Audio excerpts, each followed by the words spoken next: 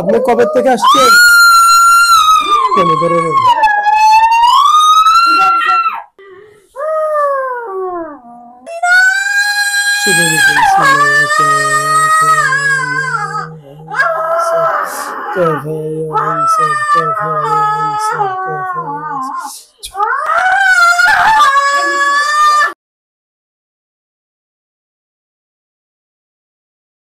সর্বপ্রথম আজ থেকে ৫-৬ বছর আগে আমার স্ত্রী অনেক বেশি অসুস্থ ছিল, অ্যালার্জি সমস্যা কম বেশি ছিল, কিন্তু আজ থেকে ৬ বছর আগে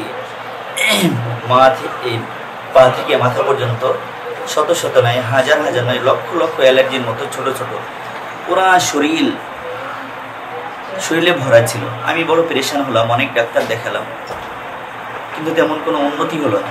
পরে আমার উস্তাদে মুহতারাম সন্দীপ বিশ্বাস হুজুরের জামাতা মুফতি আসমাই সাহেব হুজুর আমাকে বললেন, মাদারনগর নূরবাগে একজন হুজুর আছেন আব্দুল্লাহ হুজুর, তুমি ওখানে যেতে পারো। তো আমার আহলিয়াকে প্রথমে হুজুরের বাসাতে নিয়ে আসলাম, আসার পরে আমি হুজুরের এখানে নিয়ে আসছি।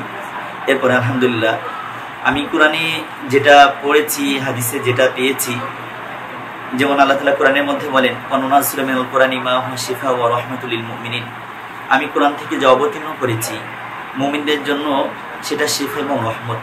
কোরআনই যে আরোগ্য লাভের উপায়, মাধ্যম, এবং হাদিসের মধ্যেও আছে লা বাসা বিরুকা মা লাম তাকুন শিরকান, শিরিক আর কুফর মুক্ত থেকে যদি মুক্ত থাকা যায় তাহলে কোরআনে কারিমের মাধ্যমে ঝাড়ফুঁক ইত্যাদি যেটা আছে এটাতে কোনো সমস্যা নাই। অন্য হাদিসের মধ্যে আছে, মুসলিম শরীফের হাদিসের মধ্যে আছে আশিফা ফিল কোরআন, কোরআনের মধ্যে আল্লাহ শেফা রেখেছেন। আমি সেটার বাস্তবতা এখানে পেয়েছি আলহামদুলিল্লাহ। তো আমি হুজুরের কাছে আসলাম, আসার পরে হুজুর আমাকে কিছু তদবির দিলেন এবং আলহামদুলিল্লাহ অনেক ইজ্জত করেছেন ওলামা ইকরাম হওয়ার কারণে। আমি একটা মসজিদের ইমাম খতিব হিসাবে দায়িত্বরত আছি, পাশে একটা দাওয়াল ইফতাতে ওখানে খিদমতে আছি আলহামদুলিল্লাহ। তো হুজুর 7 দিনের একটা দিয়েছিলেন, কিছু তদবির দিয়েছিলেন। এটা দেওয়ার পর আলহামদুলিল্লাহ পরিপূর্ণ সুস্থ হয়ে যায়। এই 6-7 বছর পর্যন্ত আর কখনো অ্যালার্জির রোগটা দেখে নাই, এটা বাস্তব বলতেছি।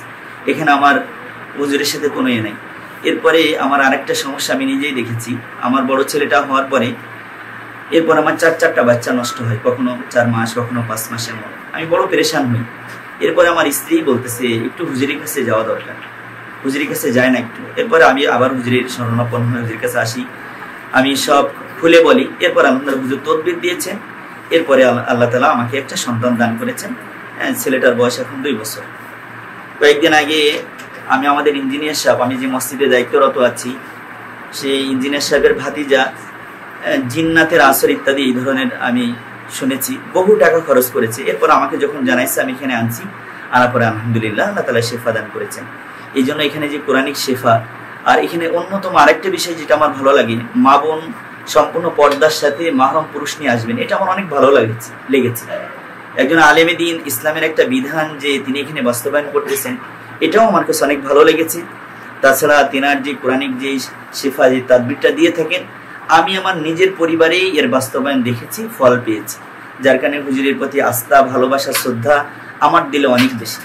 এই জন্য আমি সকলকে কথা বলি যে আমরা ইনশাআল্লাহ চেষ্টা করব, কোরআনের মধ্যে যে আল্লাহ তাআলা শিফা রেখেছেন, আল্লাহ নিজেও বলেছেন, হাদিসের মধ্যে আছে, বাস্তবেই আল্লাহর মধ্যে শিফা রেখেছেন। এই জন্য আমরা চেষ্টা করবো ইনশাআল্লাহ কোরআনে কারিমের মাধ্যমে শিফা গ্রহণ করতে। আর তাছাড়া আমি এখানে আলহামদুলিল্লাহ অনেকবারই এসেছি। আমার নিজের পরিবারের বিষয় ছাড়াও আমি অনেক সময় অনেককে নিয়ে এসেছি আলহামদুলিল্লাহ। তো আল্লাহ তাআলা এখানে থেকে আমি উপকৃত হয়েছি, এই জন্য আমি অনেক কৃতজ্ঞ।